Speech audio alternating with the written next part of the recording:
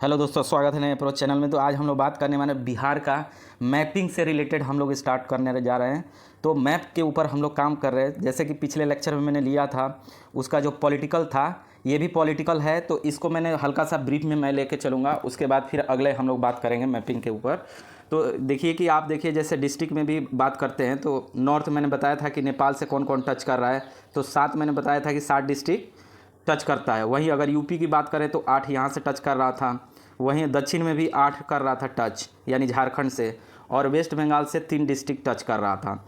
तो political map में आपको पता होगा कि पॉलिटिकल मैप में प्लेस की खास करके उसको होती है कैपिटल जानकारी होती है, कौन सा एग्जैक्ट शहर है, कहाँ बसा हुआ है, एग्जैक्ट इसकी लोकेशन को बताता है। इसको पॉलिटिकल मैप में देखते हैं। उसके बाद हम लोग जो अगला स्टार्ट कर रहे हैं, इसका तो मैंने हम लोगों ने देख रखा है। फिर आगे हम लोग बात करते हैं इसके ऊपर, किसके, तो रॉक्स की बात करते हैं कि कौन सा रॉक्स कहाँ हुआ है। तो आप देखिए यहाँ पे रॉक्स की बात कर रहे हैं हम लोग। तो इसका हम लोग देखते हैं रॉक्स का, कि बिहार में रॉक्स कैसा है और कौन सी रॉक्स में, क्योंकि क्वेश्चन बहुत ज़बरदस्त इससे पूछे जाते हैं। खासकर रॉक्स की बात करें तो ये 4 गो रॉक्स दिया हुआ है। आप देखिए यहाँ पे क्वाटनरी लिखा हुआ है, और धारवाड़ लिखा हुआ है, विंध्यन लिखा हुआ है, और टर्सियरी लिखा हुआ है। तो सबसे पहले सवाल ये उठता है कि बिहार में कौन सा रॉक सबसे ज़्यादा पाया जा रहा है। तो आप देखेंगे ये जो ऊपर वाला क्वाटनरी है, इसका सबसे ज़्यादा है पूरे बिहार में। ये जो पूरा एरिया देख रहे हैं आप, इस लोकेशन का ये जो साइन दिया हुआ है, ये हमारा क्वाटनरी का मतलब हुआ कि बिल्कुल रिसेंट में बना हुआ है। आप जैसे पढ़ेंगे अलग अलग इरा का आर्कियन युग पड़ेगा, धारवाड़, कुडप्पा, इस तरह का काल पढ़ेंगे, तो सबसे जो रिसेंट होगा, इसको प्लेस्टोसीन भी बोला जाता है, सबसे रिसेंट में जो पाया जाता है। तो ये आप देखेंगे सबसे लास्ट में ये बना है। यानी आप देखेंगे हिमालय से जितना भी वहाँ से मलबा आया जो पहाड़ से, अपर्दन के थ्रू जैसे आता है, बाढ़ के मैदान के थ्रू, तो ये जो मिट्टी का जो ऊपर से जमाव हुआ है, जो मैदान बना है बिहार में, इसको कहते हैं क्वाटनरी। तो क्वाटनरी का एरिया सबसे ज़्यादा है। और प्रोडक्शन भी आप देखेंगे तो लगभग ठीक ठाक इसी में आपको मिलेगा। कोई भी एग्रीकल्चर आप लैंड देखते हैं तो इन्हीं रीजन में मिलेगा।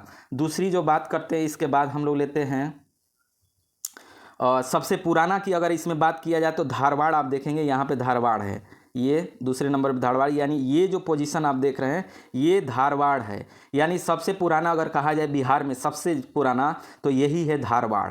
और इसके बाद की बात काल कहते हैं तो उसको बोलते हैं विंध्यन, यानी तीसरे नंबर पे है विंध्यन। यानी ये वाला पोर्शन आप देख रहे हैं ये है विंध्यन। तो ये 2 क्षेत्र है जो सबसे पुराना है, और यहीं पे आप जितना भी मिनरल्स आप बिहार का देखेंगे इन्हीं क्षेत्र में मिलेगा मिनरल्स, और कहीं नहीं ज़्यादा मिलेगा, क्योंकि ये सबसे पुराना। आप नीचे जाएंगे झारखंड में तो छोटा नागपुर का प्लेट्यू आएगा। तो ये और ये वाले रीजन में आप देखेंगे कैमूर हिल्स है। तो इन सारे रीजन में क्या होता है, सबसे ओल्डेस्ट यहाँ पे पाया जाता है, और इसी में से बहुत सारा रिवर्स भी निकलती है।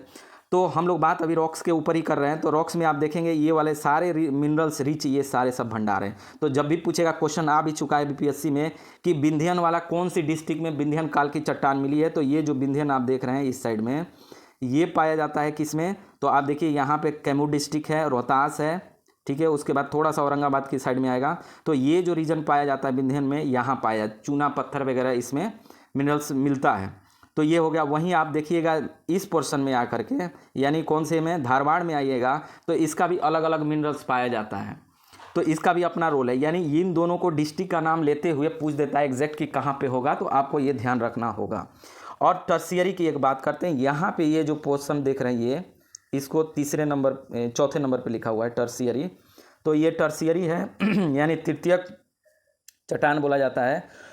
और यानी क्वाटनरी जो ये वाला हम लोगों ने पढ़ा है, ये जो रेड वाला देख रहे हैं ये क्वाटनरी, इससे थोड़ा सा पहले जो तैयार हुआ था यानी बना था जिस काल में, उसको बोलते हैं टर्सियरी। यानी ये जो टर्सियरी है, ये आप देखेंगे पश्चिमी चंपारण में पाया जाता है। तो ये सारा रीजन्स है जो इसमें है। बाकी ये सब सारा ये जो आप देखेंगे ये सब तराई रीजन्स बोला जाता है। तराई वही होता है कि लोअर पार्ट ऑफ हिमालय, यानी शिवालिक जिसको बोला जाता है। शिवालिक को ही पार्ट को नीचे और थोड़ा सा साउथ की तरफ आएंगे तो ये सारा तराई रीजन है। तराई रीजन में आप देखेंगे बहुत सारा पत्थर जैसा मिलेगा। हालांकि इस तराई रीजन में कोई ज़्यादा प्रोडक्शन की उम्मीद नहीं की जाती है, कि थोड़ा मोटा पत्थर होता है इसमें। उसके बाद बांगर, खादर, इस तरीके से आप पढ़ेंगे तो अलग अलग जब हम लोग बढ़ेंगे तो उसको आगे देखेंगे। अभी फ़िलहाल इस मैप में इतना ही तक है कि रॉक्स का किस तरीके से बढ़ा। अगला जो बात करते हैं हम लोग, ये देखिए अगला जो मैप है वो है कि सॉइल का कहाँ कहाँ कैसे बांटा गया है, डिस्ट्रीब्यूशन जोन वाइज। आप देखिए कि जोन वाइज इसमें बांटा गया है।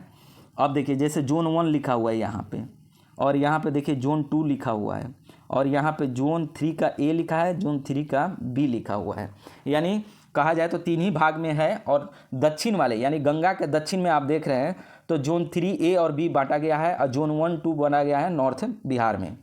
तो नॉर्थ में अब देखिए जोन 1 में करा है बलुई दोमट मिट्टी, यानी ये जोन 1 में है बलुई दोमट मिट्टी है। यानी इसमें बालू में क्या होता है कि थोड़ा कण मोटा होता है, जिसकी वजह से पानी का एब्जॉर्प्शन ज़्यादा करता है। यानी पानी ज़्यादा सूखेगा तो उससे क्या होगा, ग्राउंड वाटर हमेशा बरकरार रहता है। यानी ग्राउंड वाटर क्या होगा, यहाँ सबसे ज़्यादा मिलेगा। ठीक है, बलुई जहाँ जहाँ होगा ग्राउंड वाटर ज़्यादा मिलेगा। वहीं आप देखेंगे नॉर्थ बिहार में इसका बहुत ज़्यादा आपको देखने को मिलता है। ठीक है, तो बलुई हो गया, मोटा रहेगा तो इस तरीके से होता है। 1 और 2 में आप देख लिए। थर्ड में भी कह रहा है कि थर्ड में भी बलुई दोमट मिट्टी और चिकनी मिट्टी होती है। चिकनी होती है, क्ले जैसा होता है, बहुत बारीक होती है, तो इसमें पानी की मात्रा ज़्यादा नहीं सोख पाता है। तो आप बी में देखेंगे जैसे ए और बी लिखा हुआ है, तो इस साइड में आप देखेंगे चिकनी मिट्टी यहाँ इस साइड में पाया जाएगा। तो ये कुछ है कि जहाँ से एरिया को डिवाइड किया है जोनल वाले में। सो और आगे डिटेल्स में लेंगे हम लोग, बाद में देखेंगे। अभी फ़िलहाल मैप के ऊपर हम लोग देखते हैं। अगला जो है ये आप देखिए, अगला जो ये मैप आ रहा है, ये हम लोग type of soil of Bihar कह रहा है कि यानी कौन कौन से मिट्टी है। तो आप देखिए तराई वाली ये जो पोर्शन देख रहे हैं, 1 मिनट, ये जो पोर्शन देख रहे हैं ये वाली, ये सारा तराई है, देख रहे हैं यहाँ पे, ये तराई हो गया। उसके बाद सबसे ज़्यादा बिहार में सॉइल की बात किया जाए तो ये पीला कलर का आपको दिखाई दे रहा है, यानी यंगर एलुवियल सॉइल, यहाँ लिखा हुआ है यंगर एलुवियल सॉइल, यानी बिल्कुल ये सारा जलोढ़ मिट्टी है, यंगर एलुवियल सॉइल है, ये आप देख रहे हैं पीली वाली। तो इसका सबसे ज़्यादा बिहार में है, इसलिए आप देखेंगे फर्टिलिटी के मैटर में तो बिहार का लगभग ठीक ठाक आता है ये।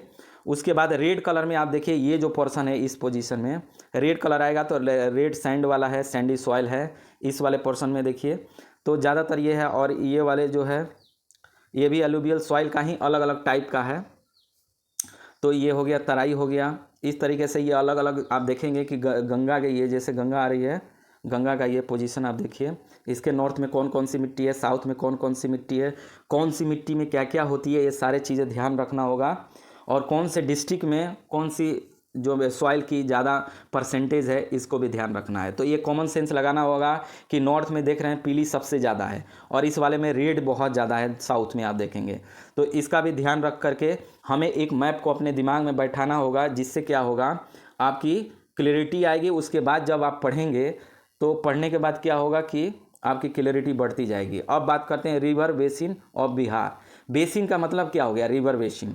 तो रिवर बेसिन में आप देखेंगे कि जहाँ एक रिवर निकलती है, जहाँ मिलती है, उसके बीच में जितना एरिया कवर करती है, यानी जैसे मान लीजिए यहाँ पे तो ये घाघरा हो गया, यहाँ पे जैसे मान लीजिए कि ये गंडक बेसिन है, तो गंडक बेसिन में जहाँ तक इसका इरिगेशन होता है, यानी सिंचाई जहाँ जहाँ तक हम चाहे कैनाल के थ्रू हो या खेत तक किसी तरीके से पानी पहुँचाता हो उस नदी का, तो उन सारे रीजन्स को क्या कहा जाता है, बेसिन कहा जाता है। यानी गंडक बेसिन का आप देखिए इन सारे एरिया का कवर करता है। उसी तरह बागमती बेसिन की बात करें तो ये देखिए ये एरिया पूरा कवर करेगा।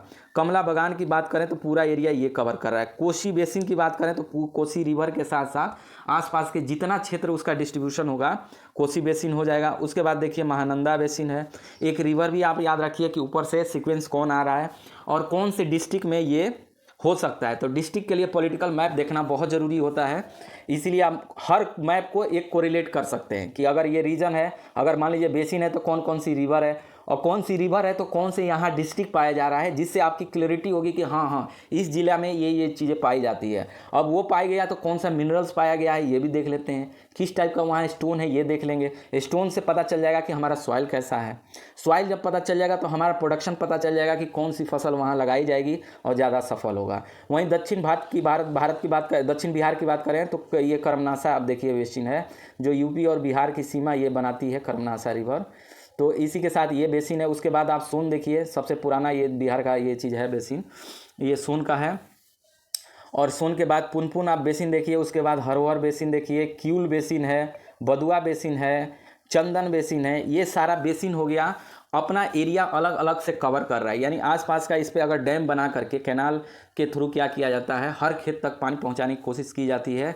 और हमारे देश बिहार में खासकर आप बात करेंगे तो कैनाल की अभी कोई खास फैसिलिटी हालांकि है, लेकिन और बढ़ाने की ज़रूरत है, ताकि हमारा जो खास करके नॉर्थ रीजन में आप देखेंगे बाढ़ से इतनी प्रॉब्लम होती है, तो कहीं ना कहीं अगर हम डिस्ट्रीब्यूशन कर देंगे वाटर का तो उससे क्या होगा कि इसका फ़ायदा मिलेगा कि हर खेत तक पहुँचेगा और ग्राउंड वाटर हमारा बरकरार रहेगा। तो इस तरीके से काम करने की ज़रूरत है। और अगले मैप में हम लोग देखते हैं बिहार की रिवर। ठीक है, अब बिहार रिवर देखते हैं। ये देखिए, तो आप यहाँ से देखिए रिवर का, तो ये देखिए यूपी से इधर आ रही है, ये घाघरा हो गई, घाघरा हुई। उसके बाद आप गंडक देखिएगा, रिवर है गंडक रिवर, यहाँ से ऐसे निकल रही है, ये आ रही है। ठीक है, उसके बाद बूढ़ी गंडक हो जाएगा, बूढ़ी गंडक हो गई, फिर बागमती हो गया। ठीक है, उसके बाद करछा हो गया, कोसी हो गया, महानंदा हो गया। ये सारी रिवर आपको ध्यान रखना होगा, ये मेजर रिवर है। और इतना ही रिवर से आपको बेसिन का याद रखना होगा कि कौन से डिस्ट्रिक्ट में कौन कौन जा रही है। तो ये एक प्रोसेस होता है जिसको कि आप इस तरीके से मैप को कर सकते हैं, देख सकते हैं। वहीं दक्षिण में आप देखिए तो सोन नदी है, उसके बाद पुनपुन हो गई, फल्गु हो गई।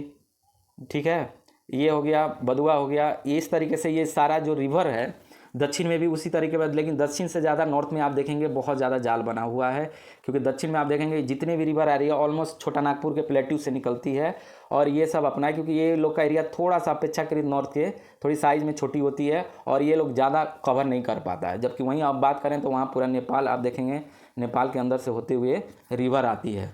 तो ये हो गया कि नॉर्थ में आप जितने रिवर आए इसको 12मासी या पेरेनियल रिवर बोला जाता है। पेरेनियल रिवर बोला जाता है क्योंकि यहाँ से सालों भर पानी आती है, हिमालय है, बर्फ़ है, तो वहाँ पिघल करके वहाँ से आती है। वहीं दक्षिण की बात करें तो ये हो गया सीजनल रिवर बोला जाता है, क्योंकि सीजन के अनुसार ही यहाँ से रिवर आती है। यानी जब बारिश के टाइम मानसून आएगा तो इस एरिया में बारिश की वजह से पानी रहेगा, उसके बाद सूखना शुरू हो जाता है। अगर कैनाल है तो कैनाल बना करके इस वाटर को इरिगेशन के लिए इस्तेमाल किया जाता है दक्षिण भारत में।